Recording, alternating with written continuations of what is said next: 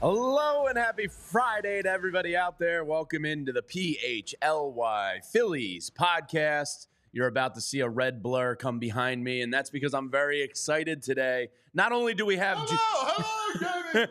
not only do we have Jim Salsbury joining us in a very short while here at 11:45, my good friend Anthony Gargano sitting in on his first PHLY Phillies show. I was always a guest, but never a guest co-host. Yeah, no, this is awesome. I've been excited for this because, Anthony, we get to talk, look. Scene head. Yeah, the baseball offseason is long, but this one is going to be different. The last two off seasons, you've been in run-it-back mode, and you're happy with your core, you're happy with your bullpen, you added some fringe pieces around the edges, but everything was kind of landlocked, and you were set. You were a baked pie. Now anything is possible. A lot is on the table. Trades are going to happen. Free agent signings are going to happen. I kind of think this is going to be a very hectic offseason. I think Alec Boehm is already as good as gone, and we're going to get into all of that today. Yeah, I'm looking forward to discussing. First of all, I think we should start with the need to run it back, right? Like the need to change things from running it back, right? Like, sure, you're kind of locked in. And what you've seen the last two postseasons, it's about approach. Sure. Right? So guys who are who they are. So the approach is important when it comes to October. So when you hear Dave Dombrowski talk about that, because he made reference to it a bunch, I have one guy in mind that he's talking to more than anyone else. Who is yours? Go ahead. You tell me yours. It's Trey Turner. Well, I think Dave is shining the spotlight on Turner, and that the biggest change they could make is about leadoff, right? Absolutely. And he's brought that up a couple times during the offseason already. His post-game, the exit press conference, and then last week at the GM meetings, which is they need someone to be a better table setter. Okay. Let's erase all of the past and the success they've had with Schwarber at leadoff. Yeah. Who is your ideal leadoff hitter? Turner has to be the guy.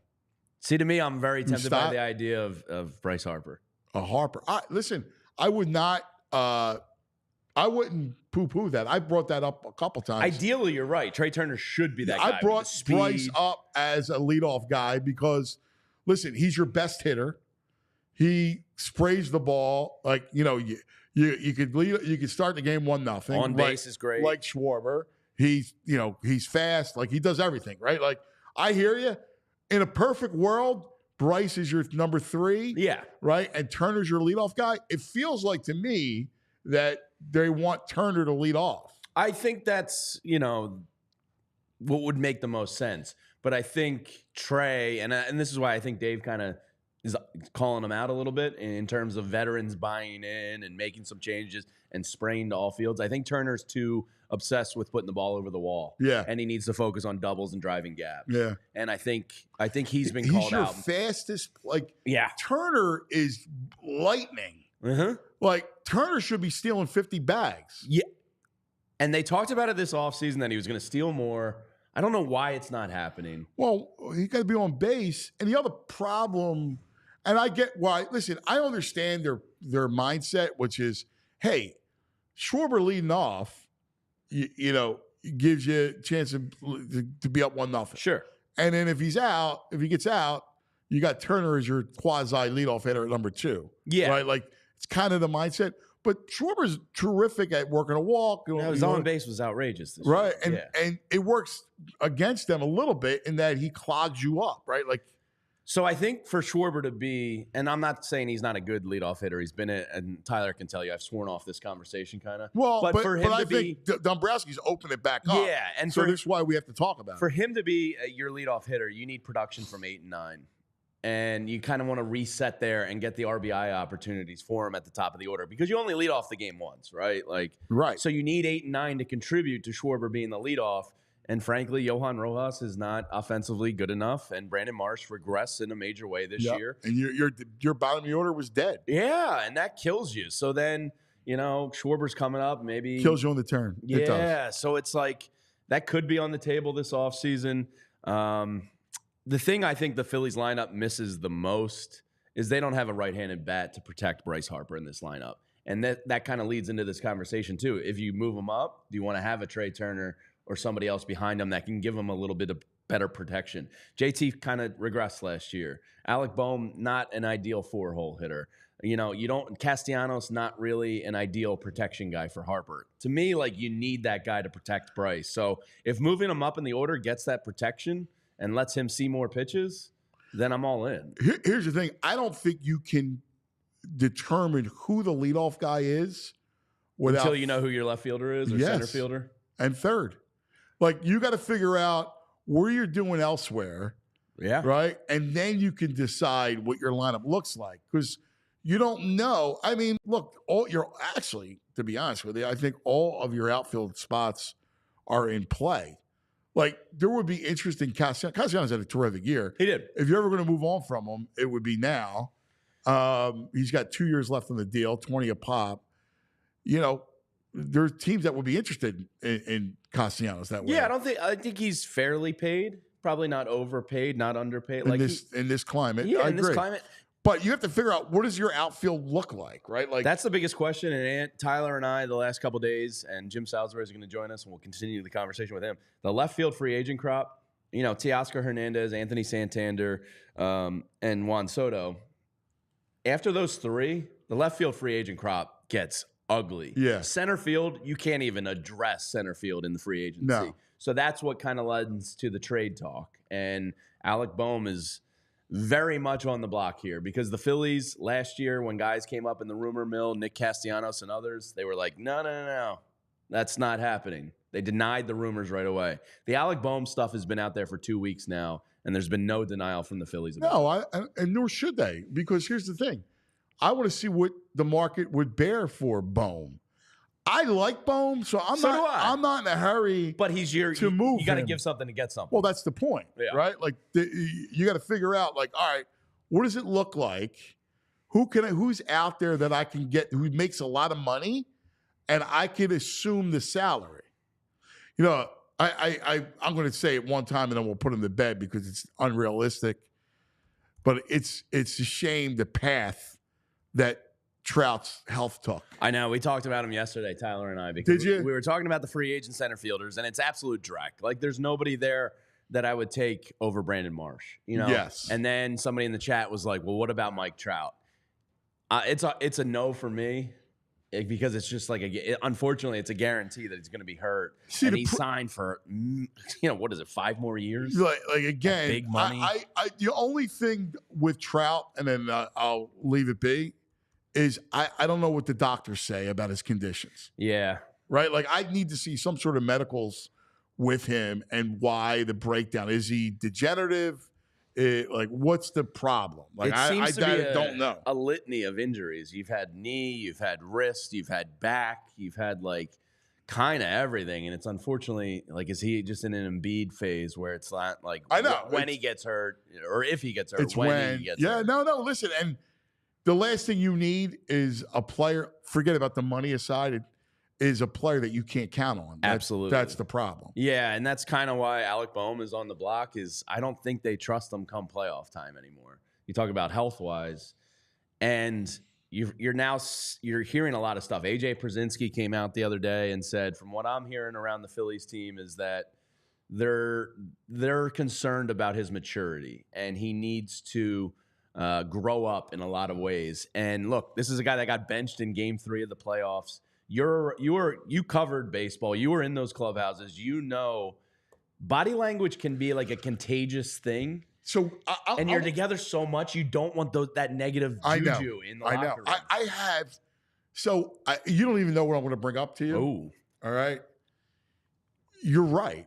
Part of the Phillies' issues is less about the adding people, sure, and more about the people there. Like, the players in that clubhouse are good. I believe in absolutely. I believe in the Phillies. Yeah. They need a mindset adjustment. I wonder if I can get her on the show. So David Segui, who you know is a dear friend of mine. I mean, this goes back when you and I were working together. Yeah. And so Segui, who played in the bigs for a long time, he has a friend of his Her name is Danielle Martin. She does.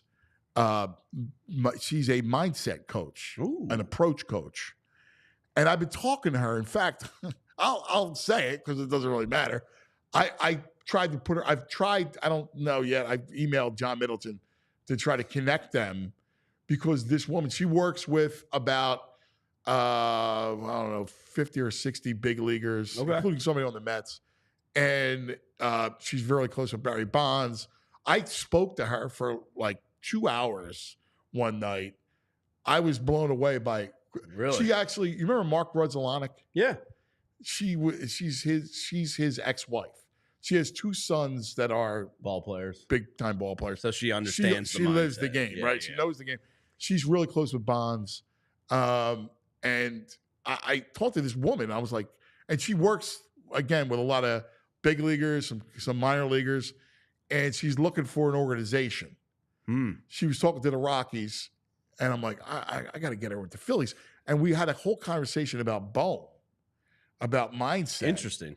I actually would love to get her. In fact, maybe I'll see if she's around. All right. Well, because we have Jimmy, right? Yeah, our buddy Jim Salsbury is here. Let me text her because she would be interesting. I'd love to hear what Bone. she has to say. Yeah. Let's bring him on. Jim Salsbury is here with us. Jim, a little special treat. You get a little dose of Anthony in with my stupidity this morning. He's sick of me. Jim and I have been working together since 1990, whatever. So he's sick of me by now. Yo, Ant, I was just listening to what you guys are talking about. In terms of mental skills, the Phillies have a very large I know they do. Large staff at every level of the minor leagues, major league through A-ball, and they're really well-staffed, well-equipped in that area, as are all major league teams in all sports, and even all your college programs now address that. It's sort of considered, in baseball, it's like the 6th tool. So they that stuff is really well covered. I mean, I remember way back in the day. I know they have people there. Yeah. All right. I know that, but you never know who lands and who doesn't. Oh, absolutely. Just because you have people there doesn't mean that they land or that they're necessarily good. I could not agree more with your observation that it depends, how it lands and who it can come from. It doesn't have to come from somebody with the degree hanging on the wall. I would offer that Kyle Schwarber's guidance really helped Alec Boehm in 2022 and 2023. I just think we're so overanalyzing this, and I just feel like there's so much negativity being attached to Alec Boehm's name. To me, it's kind of troubling. The guy hurt his hand. He was frustrated that he had a tail off in the second half. I think it's very natural. It's human. He got frustrated. So what does that make him? Like I said, it makes him human. I think he's a good player. I think he's a good guy. And I think the only reason he's out there, and I will say some of his frustration didn't sit well with people, but that is a small flaw. That can be overcome. The reason he's out there is because he's the one guy with value because he's not really expensive. That's why he's on the block. That's why they're listening on him. That's why they're listening on everybody, that's on the block. What does this on the block mean? Do you have to call Rob Manfred and say, hey, I want to file some paperwork and put this guy on the block? They are listening about everybody, and he is the guy with the most value. So, Jim, what would you, and I've heard this reported, outside the core. At this point right now, obviously that's mostly financially, Bryce Harper, Trey Turner. What is the Phillies core they want to protect? Obviously, a guy like Christopher Sanchez is basically free. Who would be the people if somebody calls Dave Dombrowski that it's just like, nope, next? I think a lot of that, the guys that are the core are not getting moved because of contract, salary, and age. I just don't think anybody's taking Trey Turner. I don't think, Bryce Harper's going anywhere. The guys that is probably, when I think about it, there's probably only one non-starter, Painter. And and probably Wheeler. I'm just trying to think through the roster. They probably listen on everybody else because they're trying to move it forward. But to your point, which I completely agree with, the way the roster's set up is they don't have a trade-friendly roster. No, you're landlocked. Like you are, because first of all, there's only a handful of teams that can afford the players the Phillies have. Sure, yeah. Right? And that, so it doesn't make any sense. And the whole reason why we even talk about Bohm is he's the one guy teams go, hey, man, only $9.5 million for an all-star in 2 years. Yeah. The kid's ascending. I believe in Bohm. He's a good player. I like Bohm. I think his power numbers will go up. I love his plate coverage. And I don't even mind. Listen, the kid's a competitor, man. God forbid, we show a kid in the dugout because there's cameras everywhere. If you went back into baseball and saw cameras everywhere, you'd see 10 times worse than Alec Bohm getting frustrated. So what? Yeah. Baseball's a frustrating game when you're not going well. You just got to go up in the tunnel and smash your helmet like, countless other guys have done. I just think what do you have, 45 doubles? He drove in 97, and that was with 1 month driving in 3 and 1 month having a bad hand. I think he's a good player. And I would not doubt if we're sitting around here in September and talking about and writing about sometimes the best trades are the ones you don't make. He's a gap to gap guy on a roster that can get pull happy. He's got some selectivity on the team that lacks it in a lot of areas. It's just, I just am troubled by all this negativity floating around him. I know him pretty well. He's a good guy. I think he was disappointed in some of the things that went on with his performance down the stretch. Does he need to handle it better? Sure. We all need to handle things better at times in our lives. But if you're going to trade him, and I'm not against trading him, you better get something good back. And you better fill, probably multiples of holes.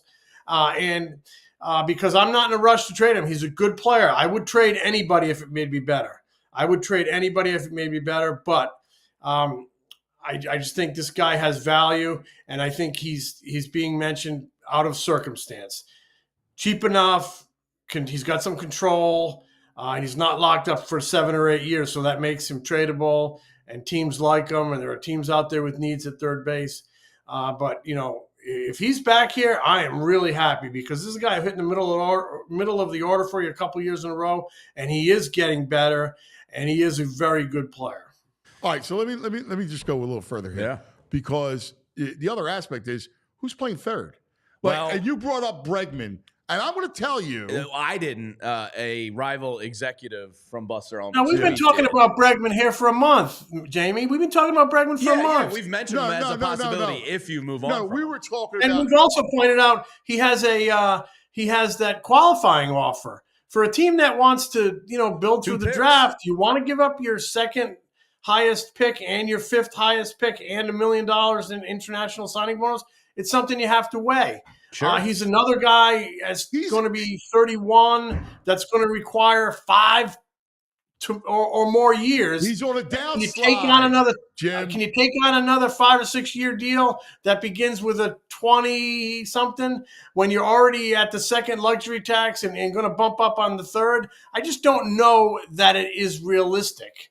I don't know that it is real. I'll be honest. I told him the other day the reason why I don't want him. He's had a great career. I like him. I think he's a good player. He destroyed his ballpark. I watched him a lot last year. He is on the slide. He's on the slide. I'm not investing 5 years on a guy that's already on the slide. He is. I saw him last year. He is not what he was. He'll still feast against bad lefties. He's not the player he once was. He's on a slide. At that age, that's what happens. I'm not investing big money into Bregman. You just said it. At that age, it's what happens. Pretty much all guys, when they get north of 30, the slide starts. I mean, this is not the 90s where they started shooting up in their 30s and got better. They're on their slide. That is the danger of doing all your business on the free agent market. You have to produce from within so you get guys' best years in their 20s and 30, 31, 32. That's what makes Alec Bohm attractive in my mind. I think he's got 2 more years. You develop him, you drafted him. Unless you're getting a guy that's going to help put you over the top, I am going to be very judicious in thinking about moving him.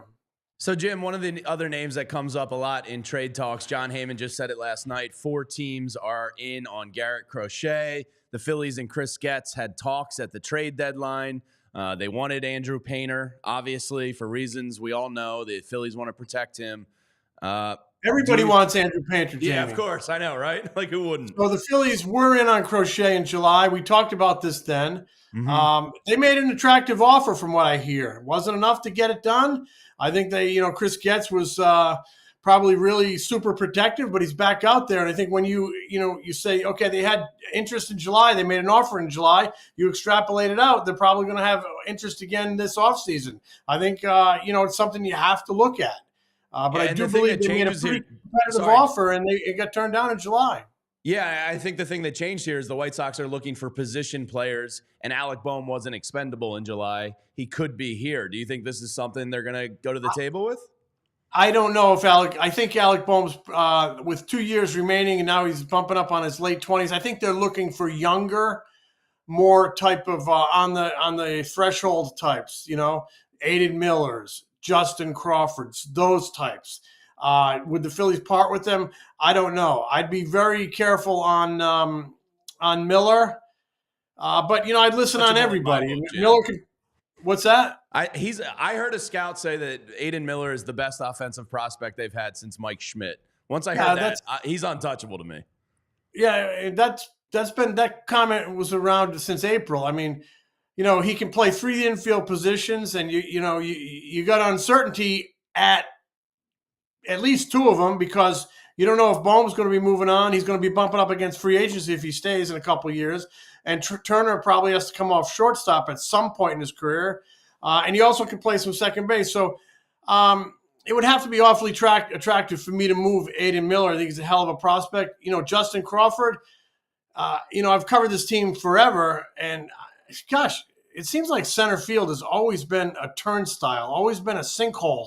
And wouldn't it be nice to have a homegrown center fielder that can play out there for 5, 6, 7 years? I mean, I don't know if Justin Crawford's the guy, but you like everything I've heard about him. But to get a pitcher like Crochet, who is, big strikeout totals, getting more and more healthy after the Tommy John, still has a ton of upside. And we all know what pitching can do and how it, kind of rules the day. Maybe you have to think about those type of young names. That's what this front office gets paid the big bucks for. But I expect them to be very much in on Garrett Crochet because of what we saw in April. What we saw in July at the trade deadline. They were in on him then. His ability, his talent is unquestioned. Oh, on the Enosaurus plus meter. I know the stats. He's I think he was second in baseball and stuff. I watch him. I can see the stuff. Jimmy loves stats. If you ever have a good stat, just throw it at I don't need stats to tell me how good Crochet stuff is. You're like Jim Fregosi when he was managing the Phillies, and when he stopped managing the Phillies, he became a scout for the Braves. So one day, like his first year, he walks into the old stadium in Clearwater, Jack Russell Stadium, and he's sitting down in the scout section. And I said to him, "Where's your radar gun?" And he goes, "I don't need a radar gun. It's right here." I love that. Well, I mean, if you watch kids, you can see stuff. You don't need it to you need it to quantify for the fans and to be consume it. But if you're a scout, you remember Al Lamakia? Oh God, yeah. One of the legends. What a great name. It was one of the great scouts. Blue Jays, great. Blue Jays, Dodgers, right? Yeah, great. There's so many, And I remember, I sat with him. I was very close with him, and I loved Al. He was like an old Italian guy. And we used to talk baseball all the time. And when I was on the beat covering sports, covering it in the paper with Jimmy, and Al would talk about players, and it's the science of movement, right? That you see, right? That it comes. Now, the one thing about Crochet that concerns me a little bit is that he's got a really pronounced team around him, and they're not going to allow you control of him Like he'll do a lot of pushback. Look, there's a reason why that the White Sox have to move him. Well, he had that Tommy John surgery, and he does have handlers that kind of spell things out for him in terms of workload. I would tell you this, and I don't know that he's going to be a Philly, but I do know there's been past interest. I do know he's a good pitcher. I think anybody would be wise to want a guy like Garrett Crochet. Philadelphia might be a really good spot for him if he's so concerned about that stuff, because they have a pretty good reputation of keeping pitchers healthy.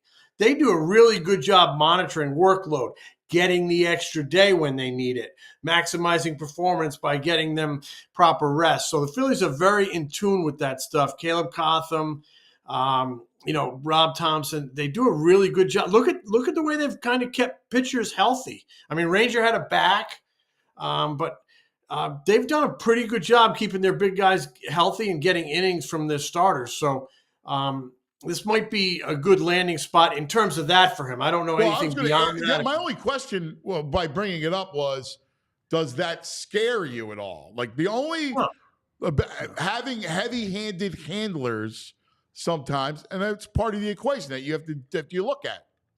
It doesn't scare me. I don't know how pronounced the situation is or how bad the situation is, good or bad, but I'm sure it's something that they would do their due diligence on.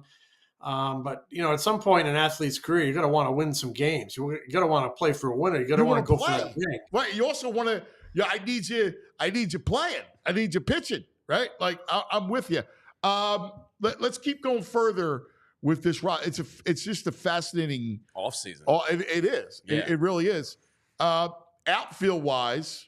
Ooh, free agents stink. What are you looking at? I mean, no, you have to identify guys that have money that you could trade for. Yeah. Because your biggest asset is your money.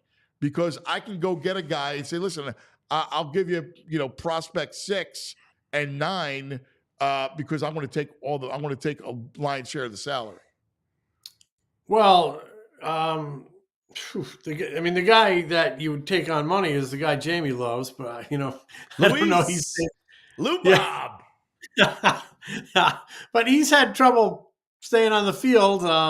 That's been a concern for a lot of teams. I got an HGH guy. He'll be good. For a 95 win team, they certainly have a lot of holes to fill, don't they? They need 2 bullpen arms, including a big one at the back. They need a productive offensive left fielder. And they need back-end starting pitching help. You're going to have to address it in the trade market. You're going to have to address it somewhat in the free agent market.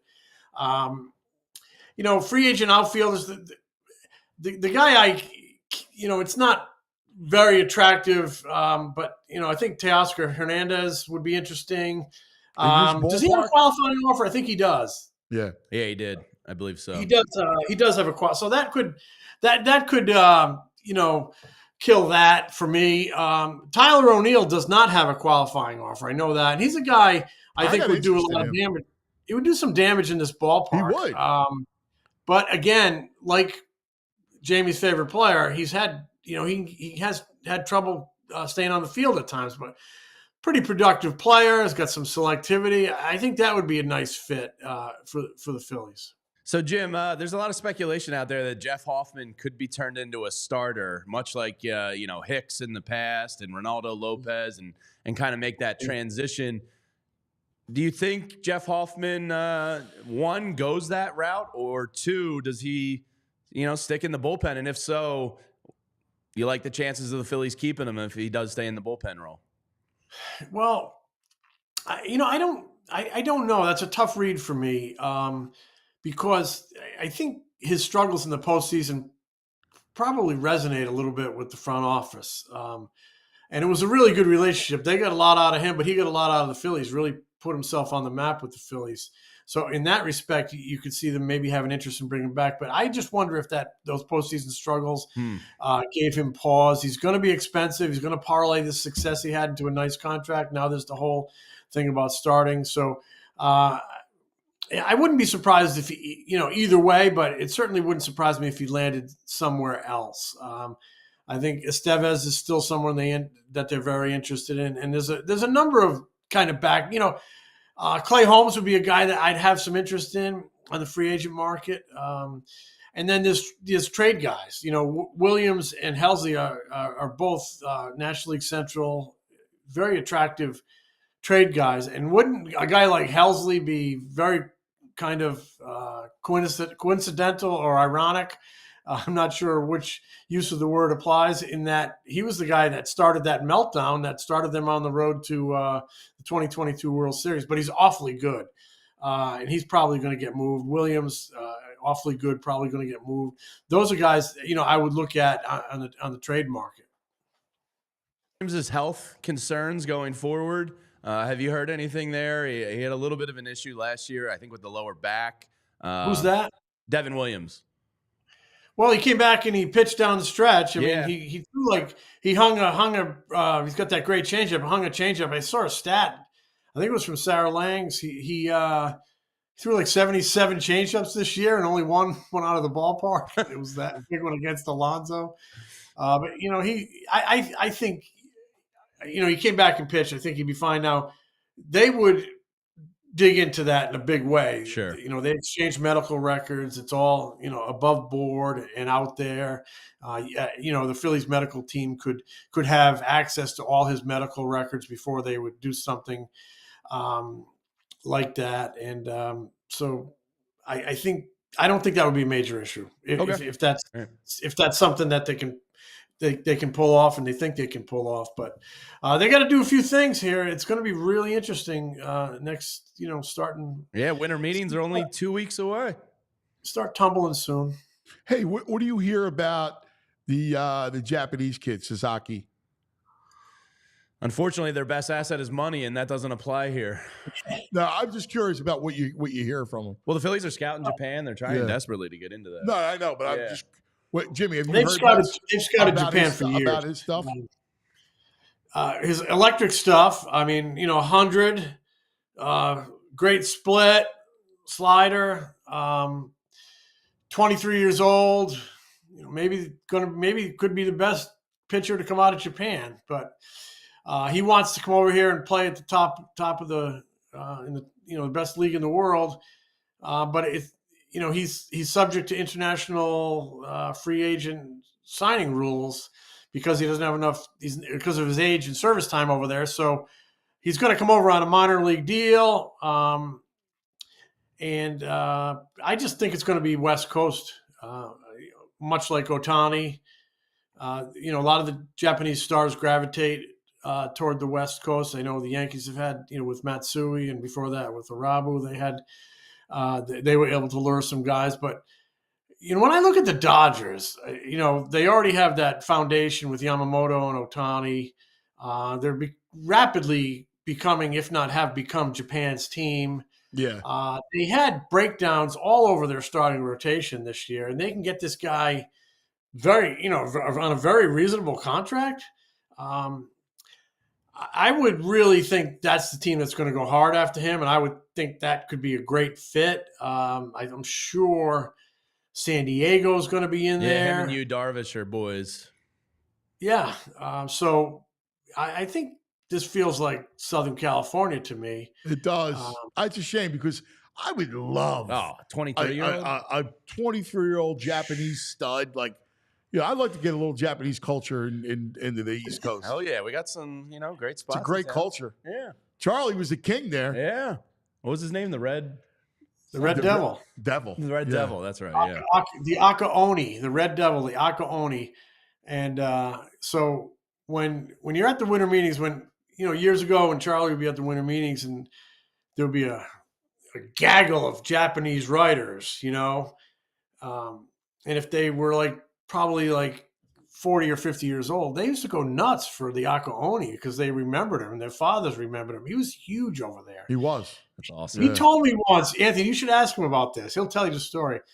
He told me once that he did the first commercial ever for a Sony Walkman. Yeah. What? Yeah. That's what Charlie told me. He was that big. When he landed over there were all these TV cameras and photogs at the airport. He said it was like the Beatles. Wow, that is awesome. The stories of Japan that he tells I've heard some with you. Are just legendary. I never heard the Walkman. You remember one. Jimmy, it's so small. He's a big man, right? And he's on a bed that was like near the floor and it was on cinder blocks. And, and the first day at camp, like when they take him on a bus up the mountain and you got to run. And he's like, what do you mean run? Like, That's right. They used to when train we all up here? I love it. Yeah. The best was the bathhouse. They in the clubhouse.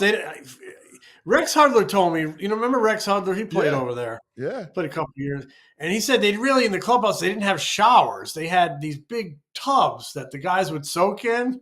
And Hudler walks in. He's like, "What is this?" So he starts running around the tubs, and now he starts doing cannonballs in the tubs. And they thought he was absolutely nuts, which he was. Yeah, he was nuts. So he's the first bath. They take him to a bathhouse. Right, it's public. Yeah, and he gets in and he's like, "I'm beat." He goes, "I'm beat. I'm in the corner and I'm like sitting there and it's hot, right? It's great. It's cool. I'm closing my eyes. I'm half asleep.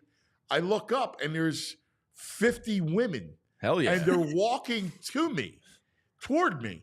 He goes, I thought I was dreaming. Jimmy, I don't know. They all come over there and all touching my arm. They're like, never seen muscles like mine.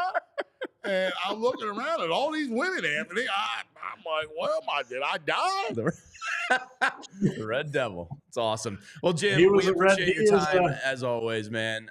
We will catch up soon as the winter meetings are approaching. Wait. I got 2 minutes with Jimmy. Wait. All right, hold on. Let's tell a story. All right. Let's tell a story of go back into time, baseball. You brought up Arabu. Remember, they called him what? The Fat Toad? Who called him the Fat Toad? George. Steinbrenner? Yeah. The Fat George Toad. called him Fat Toad. He actually, in 97 or 98, I have to look this up. I think it was 97. Fat Toad. In September of 97, he actually pitched at the Vet. Jamie, go on Baseball Reference and find this. Hideki Arabu, and go to his day-to-days, September of 97 or 98. I think it was 97. I think that's the day Schilling struck out 16. Wow. And Arabu got beat up, and then he goes into the visiting clubhouse at the Vet, and he broke a sprinkler head, and all this stuff started gushing out. And he kind of tore up the clubhouse a little bit. It was September 1st, 1997. I just got to find the box score. How's my memory? That's pretty damn good, Jim. And Steinbrenner was at the game. Steinbrenner was at the game because one of his horses was running in the Pennsylvania Derby that weekend up in Bensalem. That is awesome. Did Arabu pitch that game? Pitching, yes, he did. 3 innings, 9 hits, 2 walks, 5 Ks. Did Schilling pitch the other side for the Phillies? Ricky Bowe and Kurt Schilling. Kurt Schilling went how many strikeouts? 8 innings, 7 hits allowed, 16 Ks. You got it. Good. Look at the memory on Jimmy. That's one of the most memorable games I ever have covered because after that, now the year before I covered the Yankees, so I knew the guys in the Yankees clubhouse, and I went over to the other side and I was talking to O'Neill and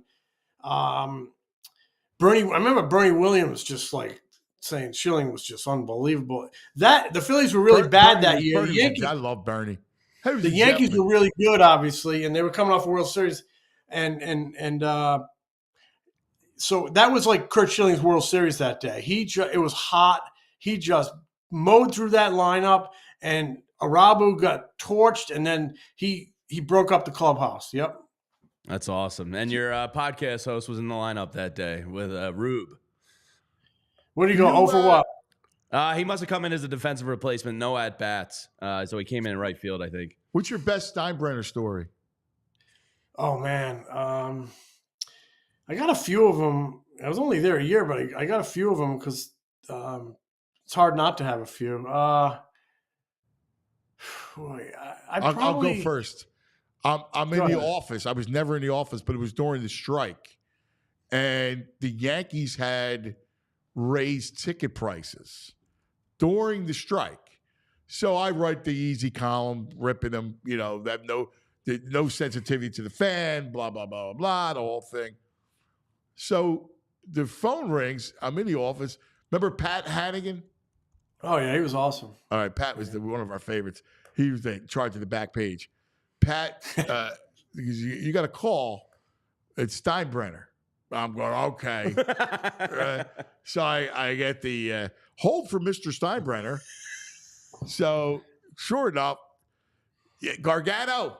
I go, yeah, what's up? He goes, George Steinbrenner. I went, all right, blah, blah, blah. What do you mean? I go, stop. Yeah. I go, come on. Who is it? It's me. And then I realized, he goes, listen, you asshole. Sorry, I didn't mean to curse. I forgot. Look. So we start talking. He goes, whoa. You got to rip us? You're taking shots?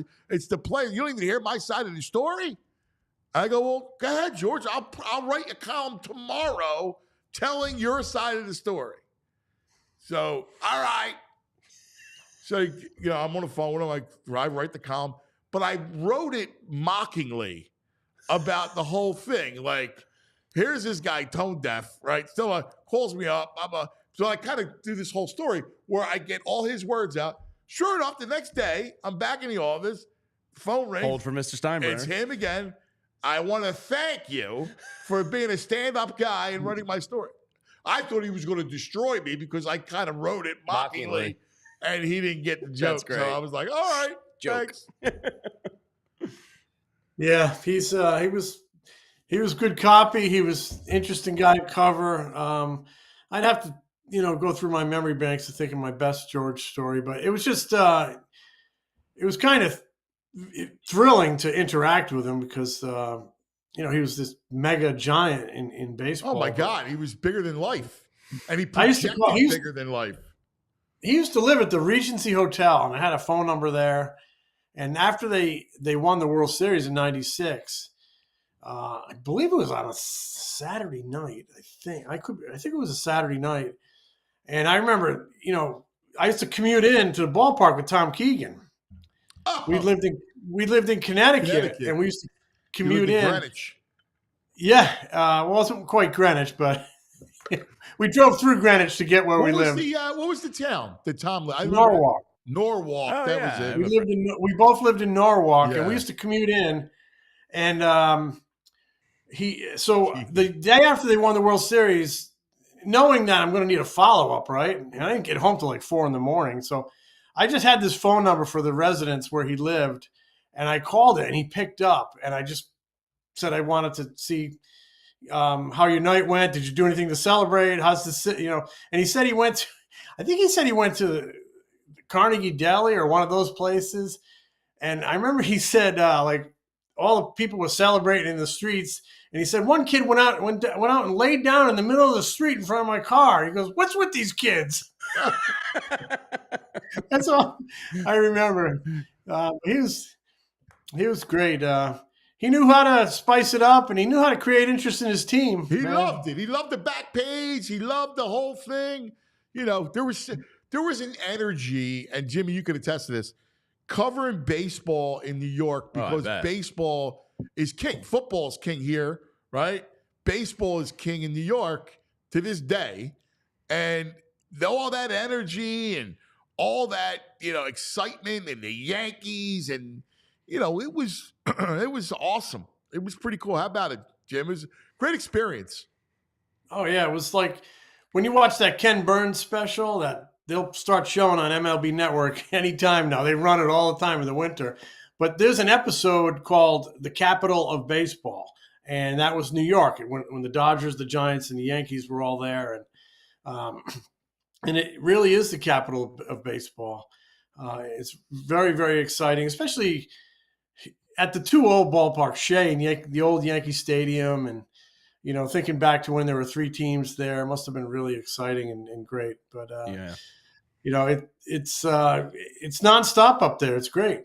Yeah, one day we'll have to just do a baseball roundtable where we're no time constraints. We can just sit down, the three of us, maybe some others, and chop it up. Because I could go on with these stories all day. But Jim, we do have to take care of some business, so I got to wrap it up. I appreciate your time as always. It's going to be an exciting offseason. Of course, you can read Jimmy on allphly.com, and we'll be talking to you a bunch leading up to the winter meetings and after. So appreciate it, buddy. Love to the family, Jim. All right, thank you, guys. You have a great day, great weekend. Yeah, same to you, buddy. All right, there he is, the great Jim Salsbury. Now we got to take a moment and tell you about some of our friends here at PHLY. And that is our friends over at TrueMark Financial Credit Union. Kelly Body, the great CEO of she's awesome. TrueMark. Yeah, I've hung out with her at their pickleball tournament and she's their awesome. golf tournament. She's a gem. And they're located right here in Fort Washington. And that's important to me because I care about local companies that invest in the local community. People that are hiring, live, and work here amongst us. And they have 24 area locations all over the place. I passed one on my way into work. And if you're unfamiliar with the benefits of a credit union, get familiar with it because it's like having a friend in your financial corner. If you got to take out a HELOC loan, if you got to save for your kids' college plan, if you just got a special anniversary trip coming up and you need to budget and learn to save a little bit better, the people at TrueMark can help you. And of course, they have all the same financial tools and technology that you're used to with other banks, but you get people in the community that care about you. And they're just the best. So make sure you check out TrueMark.com. They are federally insured by the NCUA and an equal opportunity lender. For more information, visit TrueMark.com/PHLY. Yeah, and let me tell you about our friends over at Miller Lite. Guys, 50 years is a long, long time. And then Miller Lite's been doing it for almost 50 years. Yes, 1975 is when Miller Lite opened things up. And guys, I don't know if my math is going well. But 2025 means 50 years. And you know what they've done in that time frame? Nothing. And that's exactly why they're supposed to do. And that's exactly why they are the premium light beer. 96 calories, refreshing, low carb. And we got a ton in the fridge, and so as soon as we're done, we can go have a beer as a show. Like cold, the open of the can. Miller Lite keeps it simple. Exactly. Real quick can open. We'll be sitting right out on the couch. We'll play some college football together. We'll do it. Let's go. Miller Lite keeps it simple. Undeniable quality, great taste, 96 calories, the original light beer since 1975. And you don't have to choose what's best. Miller Lite has great taste and is less filling. It tastes like Miller time. To get Miller Lite delivered right to your door, visit MillerLite.com/PHLY Phillies, or you can find it pretty much anywhere that sells beer. Celebrate responsibly. Miller Brewing Company, Milwaukee, Wisconsin.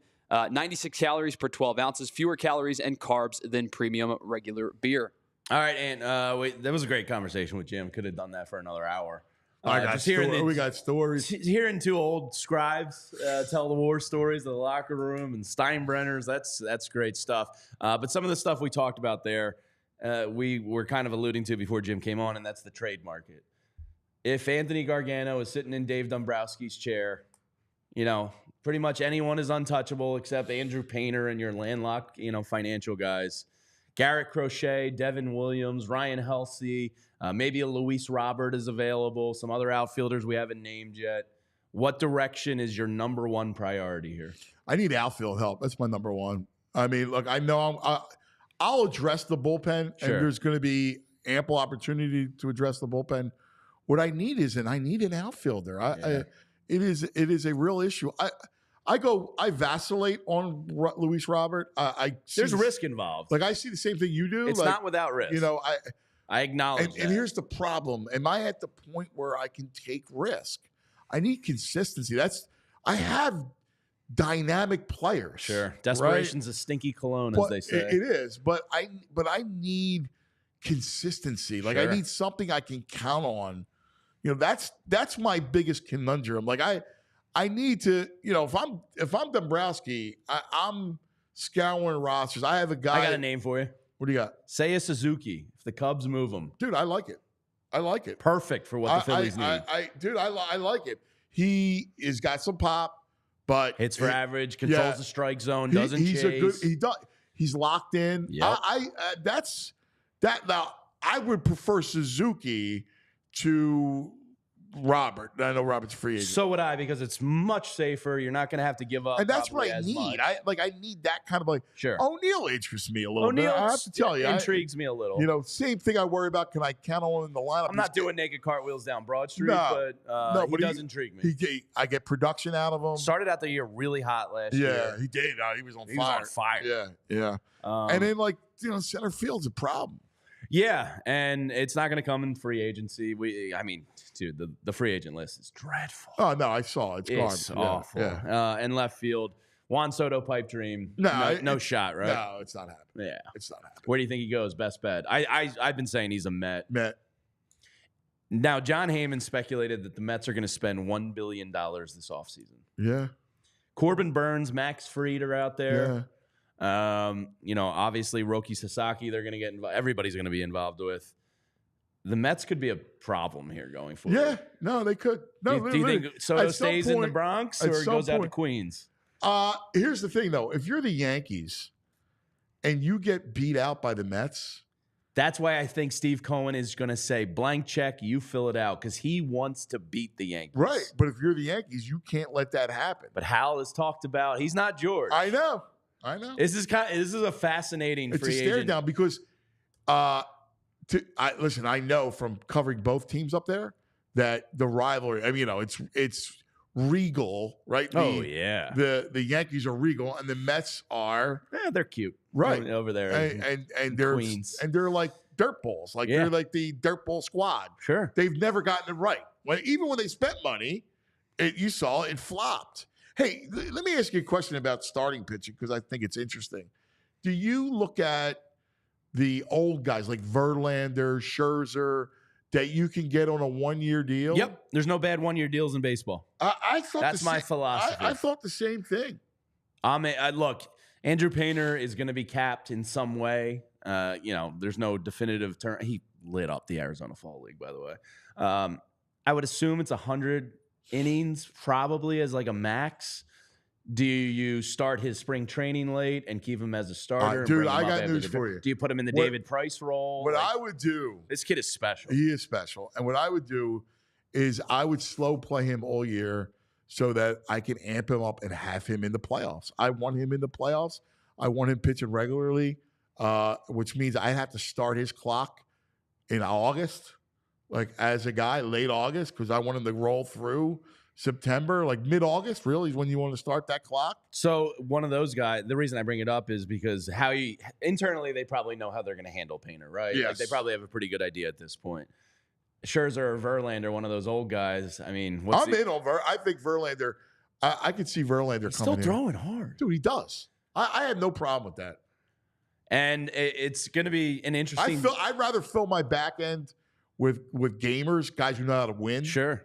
And both Verlander and Scherzer, and I get it, and then you don't have to tell me about what they got left. Right, exactly. Yeah. But here's the thing about them. They're prideful, man.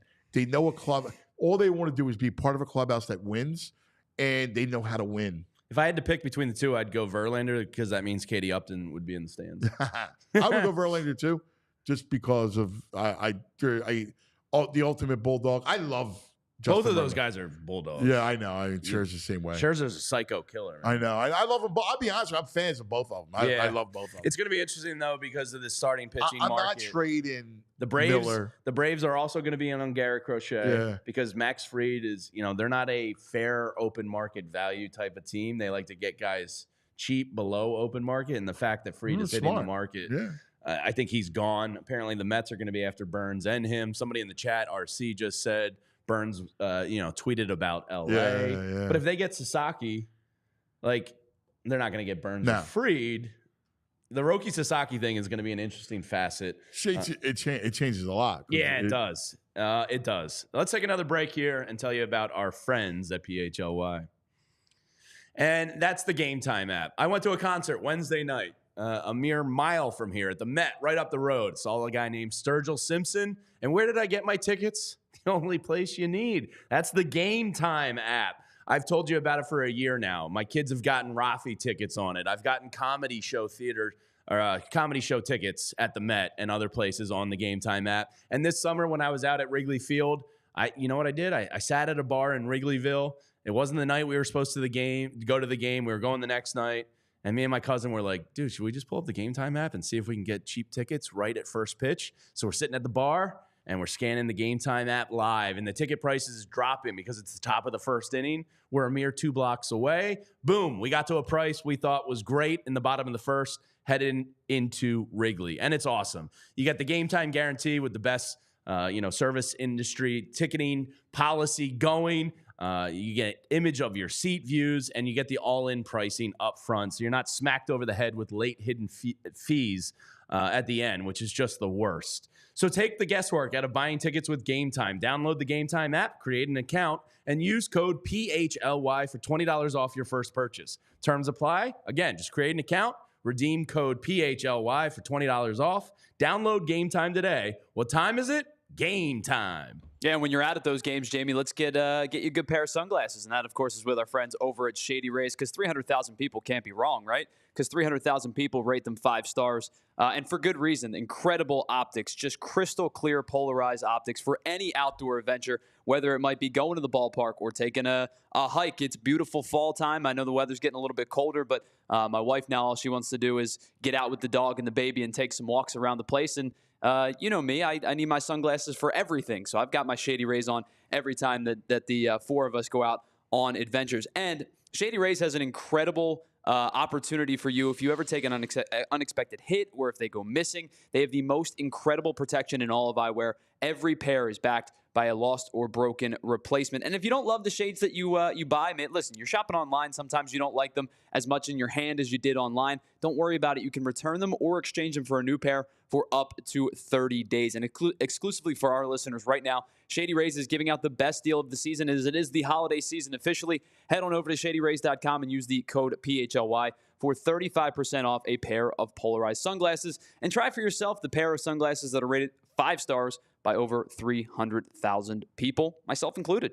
That's a lot of people. All right, and one of the names that came up there in our conversation with Jim was Aidan Miller. I'm not moving him.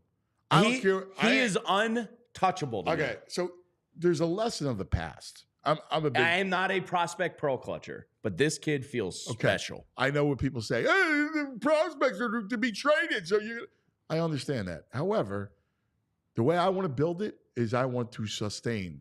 Sure. And lessons from the past.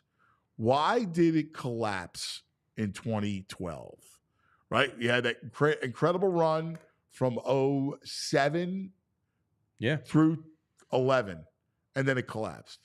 Partly was you had no prospects to take the reins. Right. You need a couple to, I'm not saying you got to go all young, but you need a couple that you hold on. You got Painter, right? And you got Miller. You got a pitcher and a position player to help bridge you while you are, at some point, Bryce is old, Turner's old, right? Like, you got Guy Wheeler. Like you need to sustain it. So I would sustain it. I'm not moving Miller. I'm with you. I got a great core. I'm with you. All right? I love Miller. All right, blood oath right here. Me, you, the boys. Next summer, we go to Jersey. We catch one of his opening games. Boss, I would love it. Yeah, and we'll bring Cousin Joey, whoever wants to come. We can get a whole PHLY bus. It'd be fun. We're going out to I would watch love the to do kid. it. I'd love to do it. It's going to be really fun. And to everybody that's viewing on TV, on all of our new awesome platforms. Dude, how about the X1? We're on Xfinity, man. All right, how about Samsung and Roku, all you Roku's people. awesome. Samsung's awesome. Right, I did. Check us out on allphly.com or YouTube if you want to stay with the show. I did my thing yesterday. I was like, I just said PHLY into the remote. Boom. That's awesome. It's Bill really... Matz pops up. I'm like, who's Matz? I love Bill Matz. We were doing the Eagles watch along last night, and we heard Bill reacting in here to the Michkov goal. Yeah. He's just the best. He is. He's fantastic. Love him. So the offseason, and you've been at winter meetings before. That's when it all starts to kind of go down. And I was all kinds of winter meetings. Louisville, Kentucky was my first one. How many bourbons did you have at that one? I wasn't in. You weren't a bourbon man at the time? You've always been a gin guy. You still rocking the gin? Yeah, I'm a gin man all the time. But I do my bourbons now or whatever. But back then, you were a young man. Young men drink beer. Yeah. You get older, then you start dealing with dabble. You either get into history, smoking meats, or drinking bourbon. Yeah, right. I chose the bourbon. Yeah, I'm a bourbon man myself. A little history, but I like the bourbon. Yeah. No meats. Yeah. I like the meats, but I don't. So what's your, we're winding down here. What's your big, bold prediction of the offseason? What do you think is the splashy move? Because there's going to be a splashy move in some capacity. Yeah. You got a strong gut leading you any direction? I think Crochet is their guy. You think? Yeah, I keep hearing it. Now, you talk about the youth. I think the reason they are going to be after him, and look, I think an Alec Bohm, Starlyn Caba, Justin Crawford type of deal can get that done. He's 25 years old. And Zach Wheeler and Aaron Nola are no spring chickens. If you can pair Andrew Painter with Garrett Crochet and Christopher Sanchez at the top of your rotation, it's almost worth sacrificing. My only fear is the handler situation. I know Jimmy poo-poos it, but I don't need overzealous handlers. Yeah. You know? Do you buy? And again, I don't know anything about it. Right? Sure. This is just like from 50,000 feet from afar looking in. I saw our man Herb Lawrence, who does a great job covering the White Sox there at CHGO in the chat. Do you buy, and this is part of why I want Luis Robert, loser organizations breed loser behavior. And maybe coming to a winning organization where the culture is better and you have your Bryce Harpers and Kyle Schwarbers. Yeah. Maybe love the clubhouse. Maybe the handlers go, all right. Handlers love to handle. But I don't know the situation, so I don't know how they are. Maybe I'll text Herb. The only thing, I'd be curious to see how they are. And the only thing I would think about with what Jim said, I brought that woman up, and I know they all have these mental, coaches to kind of get you through things, but she deals with approach. Unlocking approach. Like there are issues with selection and approach. Like that so one of the golfers had a big breakthrough recently that they credited. Oh, it was Wyndham Clark. Wyndham Clark, if you watch the Full Swing series, he did a whole off season of golf, which isn't that long, working with a mental coach. And he went from 89th in the world to slowly to 20th and then 8th. I'm a believer and in then it. He was on there's fire. Something to unlock in confidence. So you're not going the Aaron Rodgers route of ayahuasca in a mud hut in the wilderness? I mean, I'll go with you. Okay. Bottle of bourbon. Maybe we'll try that out. Maybe right after the winter meetings. Me, Anthony, some ayahuasca and a mud hut in the woods. Let's talk ball. I know, Angelo State. Oh, love that. Our man Danny's up to big things in this world, isn't he? All right, that's going to do it for us here today on the PHLY Phillies podcast. A lot of fun having Anthony sit in here. Jim Salsbury. I love it, man. Anytime you want me, buddy. Oh, hell yeah. And Jim Salsbury. And, of course, you can read and follow all of our great writers here at PHLY on allphly.com. Tyler's a great baseball man. He's a diehard seam head. I love it. And now he's got a son to pass down his Dude, seam head sickness to. I got the playbook, man. We start 12U workouts January 2nd. What age did Ant and Moss have? Were they doing the rice buckets? I had, that was 5? 4? Yeah. Okay. There you go, Tyler. There's the blueprint. Heffling's rice buckets. Thanks to everybody for hanging out with us today. Why don't you do us a favor and hit that thumbs up button on your way out of here. You could spend your time with anyone, and you chose to spend it with us, and for that, we love you. Have a great weekend, everyone. We'll be back next week, same time, same place, 11 a.m., right here on the PHLY Phillies show. We all silly like the mayor.